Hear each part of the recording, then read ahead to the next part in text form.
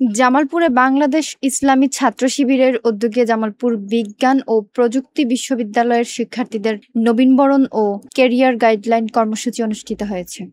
জামালপুর থেকে শরীফুল ইসলাম যোগনের প্রতিবেদনে বিস্তারিত। শনিবার দুপুরে শহরের ব্রহ্মপুত্র কমিউনিটি সেন্টারে এ কর্মসূচি অনুষ্ঠিত হয়। অনুষ্ঠানে বক্তব্য রাখেন সাবেক জেলা শিবির সভাপতি ও জামায়াত নেতা অধ্যাপক হারুনুর রশিদ, জেলা জামায়াতের সেক্রেটারি জেনারেল মাওলানা অ্যাডভোকেট আব্দুল আওয়াল, শিবিরের কেন্দ্রীয় শিল্প ও সাংস্কৃতিক সম্পাদক হাফেজ আবু মুসা এবং জেলা শিবির সভাপতি আবু বক্কর সিদ্দিক।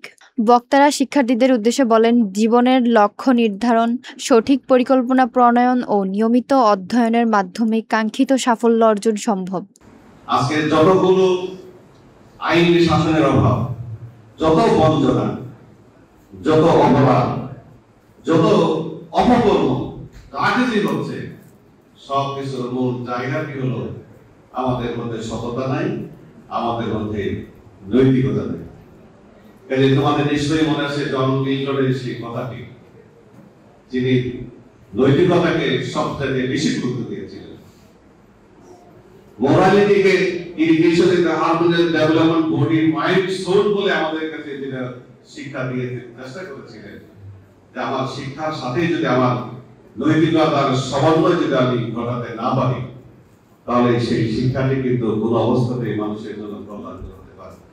ভবিষ্যৎ জীবনের প্রস্তুতি, ক্যারিয়ার পরিকল্পনা এবং স্বপ্ন বাস্তবায়নের সঠিক পথ বেছে নেওয়ার গুরুত্ব তুলে ধরেন বক্তারা। এছাড়াও শিক্ষার্থীদেরকে আদর্শ জীবন গঠন, নৈতিক মূল্যবোধ ও আত্মবিশ্বাসী হয়ে সমাজে অবদান রাখার আহ্বান জানান। অনুষ্ঠানে উপস্থিত শিক্ষার্থীরা অভিজ্ঞ বক্তাদের বক্তব্যে অনুপ্রাণিত হয়ে ভবিষ্যৎ জীবনের জন্য সঠিক দিক নির্দেশনা পাওয়ার আনন্দ প্রকাশ করে। আমাদের পরিচয় আমরা আমাদের এক সালে এক পরিচয় আমাদের আছে।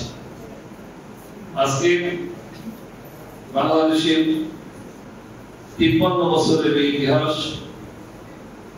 অনৈতিকতা, দুর্নীতি, সন্ত্রাস সবকিছু মিলে বাংলাদেশের 24-এর কোন উত্থান হয়েছে এবং আমরা আশা করছিলাম দেশ একটি সুন্দর পরিবর্তন হবে, আগামী দিনে বাংলাদেশ স্বাধীন এবং বেকার মুক্ত, বেশিরভাগ মুক্ত একটি দেশ তৈরি হবে।